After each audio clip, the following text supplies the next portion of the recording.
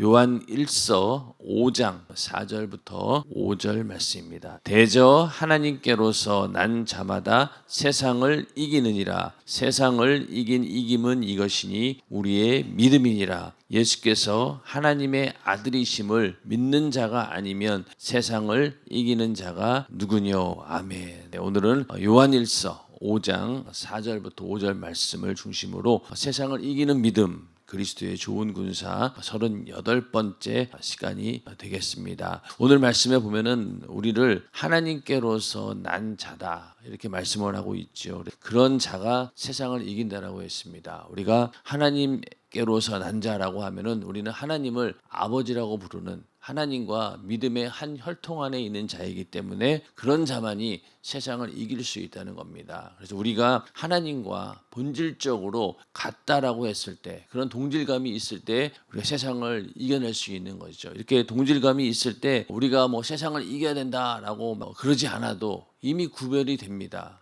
여러분들, 우리가 이 땅에 살면서 이 세상과 구별될 때가 언제입니까? 바로 예배 드릴 때입니다. 예배 드리는 자리에 오는 사람하고 또 그렇지 않는 사람하고 그냥 확연하게 구별이 되는 것이죠. 그리고 또 주일날 다른 사람들은 육신의 때를 위해서, 육신의 쾌락을 위해서 살고 있지만은 우리는 그날만큼은 확실히 구별되어서 하나님께 예배하는 자리로 나오는 것, 그런 걸 봤을 때 하나님께로서 난 자가 그렇게 믿음의 행동을 할 수 있는 것이고, 그런 자가 세상을 이길 수 있는데, 세상을 이긴다라고 하는 것은 먼저 거룩하게 구별되어질 때 우리는 세상을 이길 수 있다는 겁니다. 그리스도의 좋은 군사가 된다라고 하는 것도 우리는 적군과 대적하는 하나님의 아군이라는 거죠. 확실한 그런 소속감, 또 이미 그렇게 우리가 분류되었다라고 하는 그런 믿음을 가지고 오늘도 그리스도의 좋은 군사가 되어서 다 세상을 이기는 우리 모두가 되기를 주님의 이름으로 축원합니다. 우리가 지금 공부하고 있는 내용은 말씀, 기도, 성령 충만, 그리고 이제 믿음을 소유해야 된다. 그 부분에 대해서 믿음이 능력이다. 어제는 노아와 삼손의 믿음에 대해서 우리가 함께 은혜를 나누었고, 오늘은 믿음은 곧 능력이고 또 세상을 이기는 믿음, 또 실감나게 믿어라, 이 부분까지 함께 은혜를 나누도록 하겠습니다. 믿음이 곧 능력이다라고 합니다. 그래서 마가복음 16장 17절부터 18절 말씀, 이 말씀은 우리 교회에서 담임 목사님께서 설교 때마다 아주 자주 인용하시던 그런 말씀이고, 이 믿는 자에게 따르는 표적, 이거에 대해서 늘 우리가 믿음을 가지고 나도 저렇게 되기를 원한다라고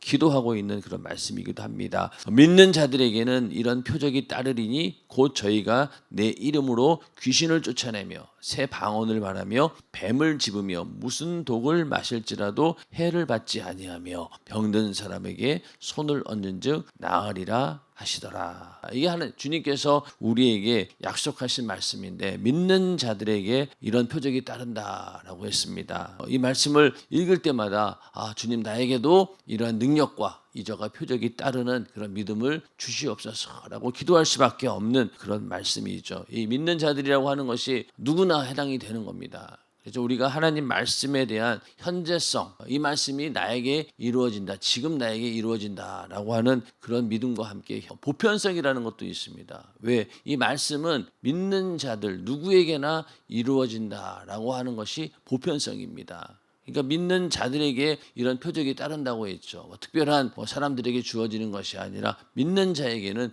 누구나 이런 표적이 따른다. 이것이 바로 말씀의 보편성이고, 이런 하나님 말씀이 그대로 이루어진다라고 하는 믿음이 있는 자에게 이 말씀도 이루어집니다. 우리도 이 말씀이 나에게 그대로 이루어진다라고 하는 그런 믿음을 가지고 이 능력을 다 소유하시기를 주님의 이름으로 축원합니다. 이러한 능력과 표적이 있다라고 하면은요, 우리가 얼마나 참 여러분들 각 기관에서 영혼 관리하기가 쉽겠냐고요. 이런 걸 직접 보여주는데, 여러분들 그래서 절대로 그냥 병을 고치고 능력을 행하는 것이 목회자만이 할 수 있는 특권이다라고 생각하시면 안 돼요. 이거는 믿는 자들에게 나도 할 수 있다라는 그런 믿음을 가지고 계속 하나님 앞에 믿음을 보이고 그 말씀이 그대로 이루어진다라고 우리가 실행에 옮겨야 됩니다. 그래야지 능력이 나타나는 것이지, 절대로 어떤 누구에게 주어진 특별한 권세는 아니라는 거예요.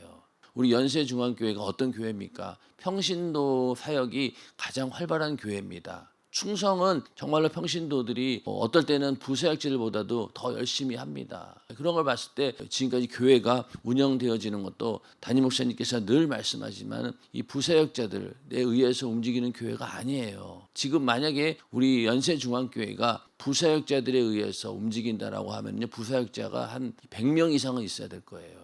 여러분 아마 웬만한 교회 가보셔요. 한 200~300명 되는 교회도 부사역자, 목회자들이 한 10대 명은 될걸요, 최소한. 근데 우리 교회는 어때요? 우리 교회는 없대요. 보면 알잖아요. 그게 뭘 증거하고 있느냐? 우리 교회에는 평신도들이 중심이 되어서 움직이는 교회입니다. 그래서 어떨 때는 담임 목사님께서 부들한테 어떤 얘기 하냐면은, 너희들은 정말로 아무 필요가 없어. 너희들이 없어도 교회는 잘 돌아가. 그러나 너희들을 어떻게든 주의 종으로 훈련을 시켜서 키워보려고 하는 그런 생각을 가지고 너희들을 쓰는 것이지, 너희들이 자체가 잘해서 쓰는 것은 아니다 라고 이렇게 훈련받는 전도사들에게 계속 얘기를 합니다. 그게 또 맞는 말이에요.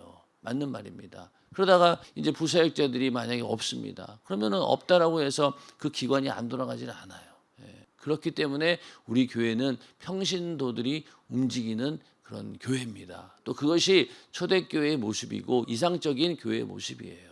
왜냐하면은 부사역자들은 언제나 자기 이익에 따라서 움직이지만은 평신도들은 안 그렇거든요. 평생 여기에 이 교회에 내가 몸담고 이 교회를 위해서 내가 모든 것을 다 드리리라라고 작정하신 분들이기 때문에 부사역자들하고 입장이 다르다는 얘기예요. 그래서 평신도가 움직이는 교회고 충성하는 교회인데, 마찬가지로 평신도들에게도 이러한 능력과 이적이 나타난다라고 하는 그런 믿음을 가지시라는 거예요. 그래야지만이 평신도로서의 온전한 사역을 할 수 있는 겁니다. 충성은 나 열심히 해. 그러나 나는 이런 능력은 나에게 없어. 이렇게 자기 스스로를 제한하지 마시고, 나도 이런 능력이 있다라고 하는 그런 믿음을 가지고 끝까지 하나님 말씀이 나에게도 이루어진다라는 그런 믿음으로 능력을 행해서 많은 사람들에게 복음을 전하는 그런 능력 있는 전도자들이 다 되기를 주님의 이름으로 축원합니다. 그래서 이 믿음에 관한 말씀 중에서 마가복음 9장에 보면은 귀신 들려 고통당하는 아들을 둔 아버지의 이야기가 나옵니다. 처음에 이 아버지가 예수님의 제자들을 찾아갑니다. 제자들에게 이 귀신을 쫓아달라고 했더니만은 그들이 그렇게 하지 못했던 거예요.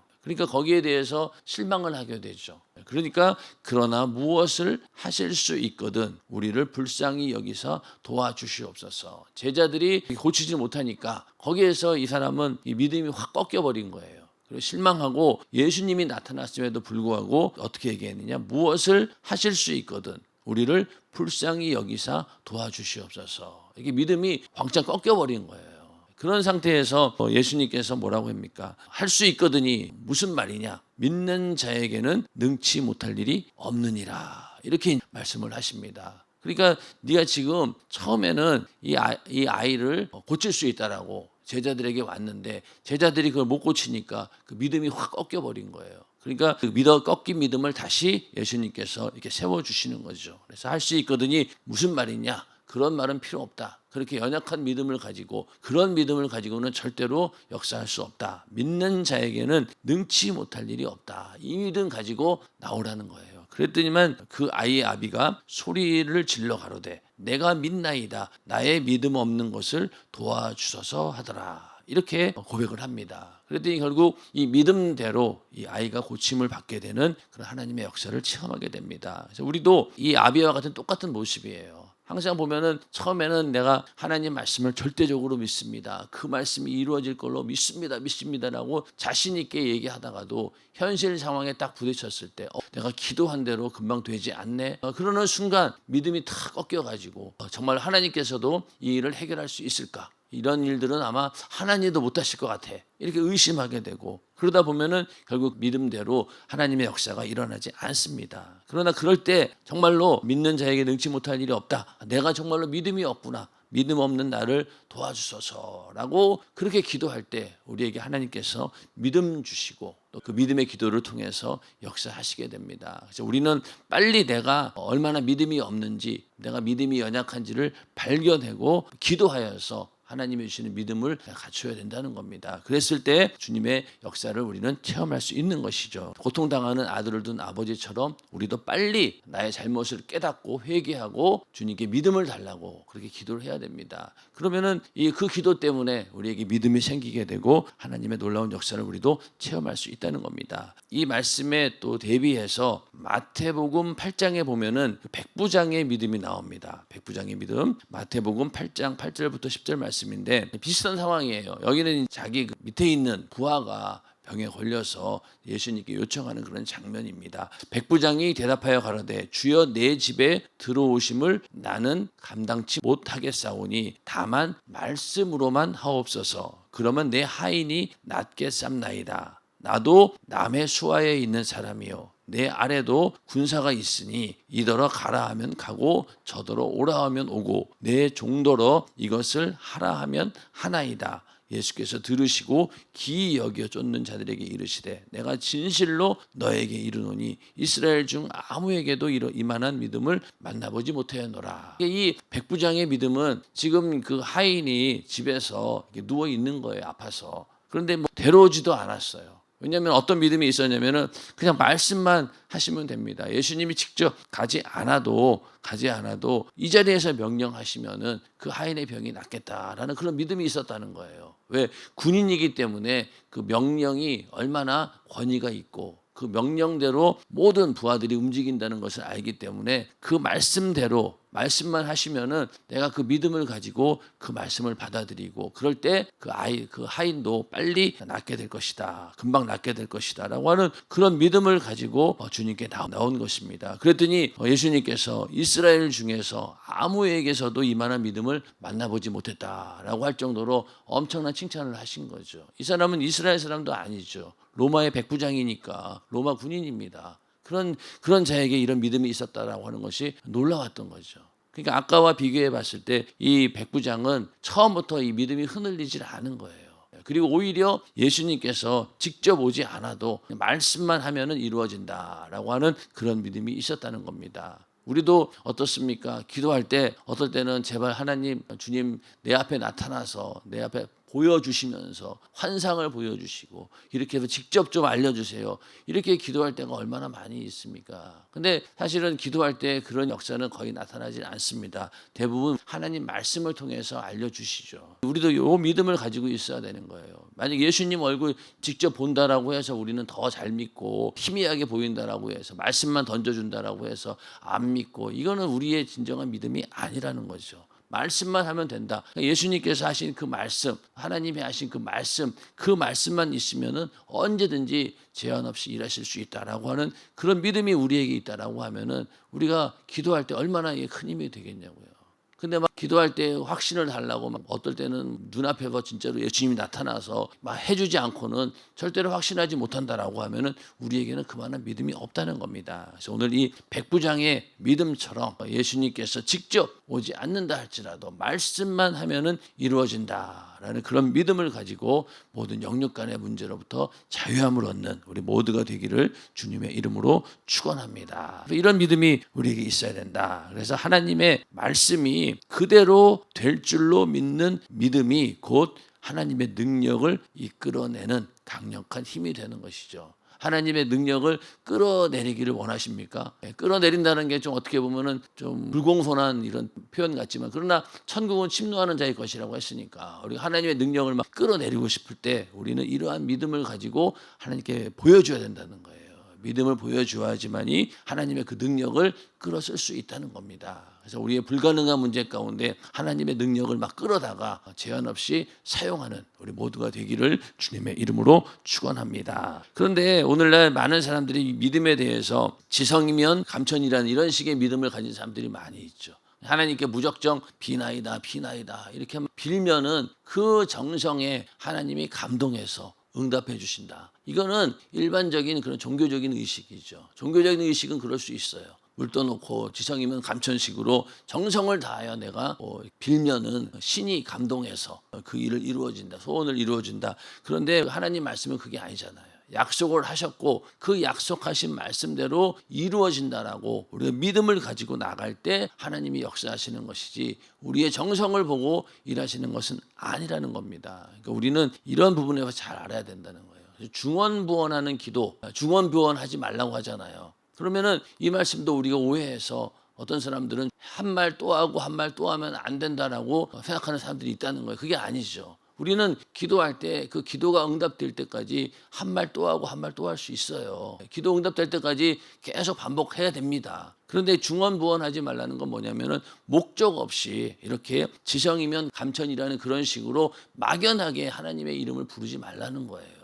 그런 식으로 마치 주문을 외우듯이 아무런 목적 의식 없이 그렇게 주문 외우듯이 중언부언하지 말라. 그런 뜻입니다. 그러니까 반복해도 괜찮아요. 계속 반복해도 됩니다. 그러나 아무런 목적 없이 이런 지성이면 감천이라는 식의 믿음으로 잘못된 기도는 하지 말라는 겁니다. 그러니까 우리의 믿음도 그것은 아니라는 거죠. 그래서 우리가 정말로 하나님의 뜻을 이루기를 원하신다라고 하면은 내가 그만한 믿음의 그릇이 되어야 된다는 거예요. 믿음의 그릇이. 그래서 우리가 큰 기도, 스케일이 큰 기도를 하면 할수록 우리에게도 그만한 믿음의 그릇이 필요하기 때문에 당장 그 믿음의 그릇이 만들어집니까? 일단은 믿음의 그릇은 크게 담았어요. 하나님의 뜻을. 그러면은 그 하나님의 뜻을 이루기 위해서 내가 그만한 믿음의 그릇으로 만들어져야 되는 겁니다. 만약에 기도하기를 저도 윤석전 목사님처럼 능력 있는 종이 되기를 원합니다. 막 기도했어요. 그래 하나님께서 네 기도 들어줄게. 자 그러면서 이제 믿음의 그릇대로 만들어 가야 되잖아요. 그러려면은 현실에서 우리의 삶 가운데 그렇게 만들어지도록 하나님이 역사하실 거 아닙니까? 근데 거기에서 많은 사람들이 하나님께서 일하시는데 불순종하는 거예요. 그러면 절대로 이 믿음의 그릇대로 만들어질 수 없습니다. 그러니까 그 믿음의 그릇대로 만들어지는 과정에서 엄청난 고난이 있고 또 육신으로는 어려움이 있고 뭐 목숨을 위협하는 그런 상황까지도 있지 않습니까? 그렇게 하다가 연단과 수많은 과정을 거쳐서 정말로 그렇게 큰 종이 되는 것이죠. 근데 그런 과정 다 생략하고 그냥 기도만 하면은 하나님께 이루어 주신다 아니라는 거예요. 우리는 반드시 기도했다라고 하면은 그 기도를 정말로 내 것으로 소유할 때까지는 여러 가지 위기 상황이 닥칠 수밖에 없는 거예요. 하나님께서 우리에게 복을 주시고 응답을 주실 때 그 응답을 소유할 수 있는 믿음이 나에게 있어야 되는데 그 믿음이 있고 없음을 분별할 수 있는 그 기준이 뭐냐면은 현실 상황에서 흔들리지 않는 거예요. 근데 대부분 사람들은 하나님께서 응답을 주시려고 하지만 내가 믿음이 없어서 흔들리고 의심하게 되고 그러다 보니 결국은 그 응답을 받지 못하는 겁니다. 그래서 우리가 믿음의 행동 가운데는 반드시 현실에서는 위기 상황이 닥친다라고 보시고 대처를 하셔야 돼요. 그리고 믿음의 분량이 크고 엄청나게 큰 기도를 하면 할수록 이러한 위기 상황도 더 많이 온다는 거예요. 마귀 역사는 그 응답을 받지 못하도록 해야 되니까. 우리가 믿음의 큰 기도, 정말 엄청나게 내가 봐도 하나님께 기도하면서도 이건 정말로 어려운 일인데 하나님이 해주시겠지 하는 그런 기도가 있다라고 하면은 현실에서 여러 가지 위기 상황도 함께 온다라고 하는 걸 생각하고 기도를 하셔야 된다는 거예요. 절대로 그냥 되는 건 아니니까. 그래서 우리가 믿음의 그릇을 준비해서 하나님의 뜻을 내가 담았다라고 하면은 실제 우리의 삶 가운데 이런 그릇으로 내가 만들어져야 된다는 겁니다. 그래서 믿음의 그릇으로 만들어져서 하나님의 뜻을 다 담는 우리 모두가 되기를 주님의 이름으로 축원합니다. 자, 그다음에 세상을 이기는 믿음입니다. 세상을 이기는 믿음. 자, 먼저는 세상과 섞이지 않는 믿음을 가져야 세상을 이길 수 있다는 겁니다. 아까 처음에 말씀을 드렸죠. 하나님께로서 난 자마다 세상을 이기느니라. 그러니까 우리가 하나님을 아버지라고 부르고 본질적으로 우리가 하나님과 같은 생각을 가지고 있을 때 또 같은 마음을 가지고 있을 때 그때 세상을 이길 수 있다는 거예요. 근데 이게 동질감을 갖지 못하고 하나님의 생각과 뜻과 다르게 내가 행동하고 또 다르게 생각하고 다르게 마음 먹고 있으면서 세상을 이긴다라고 하는 건 말이 안 되죠. 오히려 반대가 되겠죠. 세상에 타협을 하게 되고 세상에 섞이게 됩니다. 그러니까 우리가 세상을 이기기 위해서는 하나님과 그 생각과 마음이 같아야 된다는 거예요. 이 세상과 섞여서는 절대로 세상을 이길 수 없는 것이죠.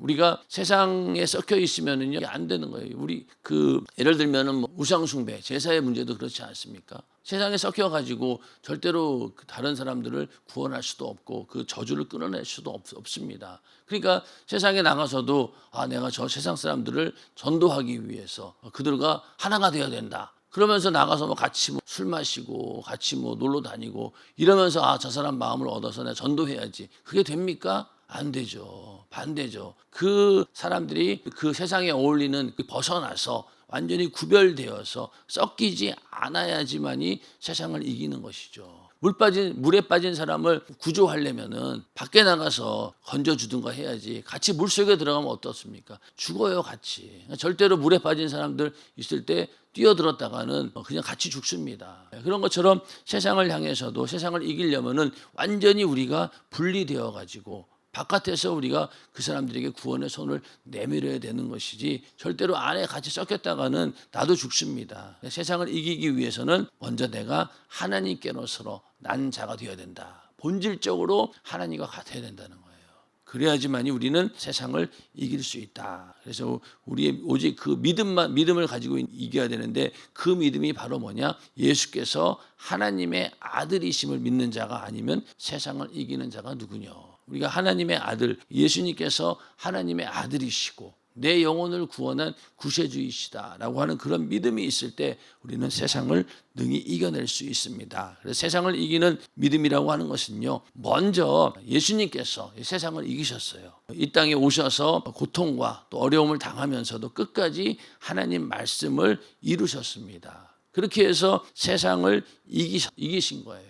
그런 하나님의 아들 예수, 그분이 바로 나의 구세주라고 하는 그런 믿음, 이게 바로 세상을 이기는 믿음입니다. 우리가 예수를 하나님의 아들로 믿고 내 영혼의 구세주라고 믿는 것, 이것이 세상을 이길 수 있는 가장 근본적인 힘이 되는 것이죠. 내가 예수 믿고 구원받았다, 이 사실만큼 세상을 이길 수 있는 더 큰 능력이 어디 있냐는 거죠. 복음만이 바로 세상을 이기는 능력인 줄로 믿으시길 바랍니다. 우리는 그 복음을 믿은 자들입니다. 그래서 그 복음으로 인해서 우리는 세상을 이길 수 있게 된다는 것이죠. 그리고 하나님 말씀이 반드시 이루어진다라고 하는 그런 믿음이 있어야지 우리는 세상을 이겨낼 수 있습니다. 그리고 우리가 하나님의 아들 예수를 믿으면 세상을 이기는 승리자가 된다는 믿음. 여기서 우리가 단순히 예수 믿고 내가 가까스로 지옥에서 건진받았다라고 하는 그 정도의 수준이 아니라 이제는 내가 이 예수의 이름을 가지고 약한 영들을 몰아내고 쫓아내면서 예수님께서 이 땅에 오셔서 하셨던 그 공생의 사역을 나도 감당한다. 그래서 이 세상을 이기는 승리자로서의 삶을 산다라고 하는 그런 믿음을 가지고 있어야지 세상을 이기는 겁니다. 그런데 나는 그냥 겨우 난 구원받았어. 그리고 이 악한 마귀에 대해서, 영적인 정치에 대해서 알려고 하지도 않고 또 거기에 대해서 완전히 무지한 상태에서 그냥 뭐 교회만 왔다 갔다 한다라고 해서 과연 우리가 세상을 이길 수 있냐는 거예요. 오히려 세상에 더 동화되고 또 흔들리고 섞이게 되죠. 그런데 분명한 우리가 영적인 분별력을 가지고 내가 지금 살고 있는 이 세상은 이 처절한 영적인 싸움이 진행되는 곳이다라는 그런 믿음을, 그런 분별력을 가지고 세상을 살아갈 때 그때 우리가 그리스도의 좋은 후사가 될 수 있는 것이고 그 싸움에서 이기는 승리자가 될 수 있다는 겁니다. 그런 믿음이 우리에게 있어야 된다는 거예요. 또 한 가지는 이 하나님 말씀대로 순종하면은 복을 받는다라고 하는 믿음은 있지만은 이것을 거절하고 불순종할 때 내게 무서운 진노가 임한다는 것은 또 믿지 않는다는 거예요.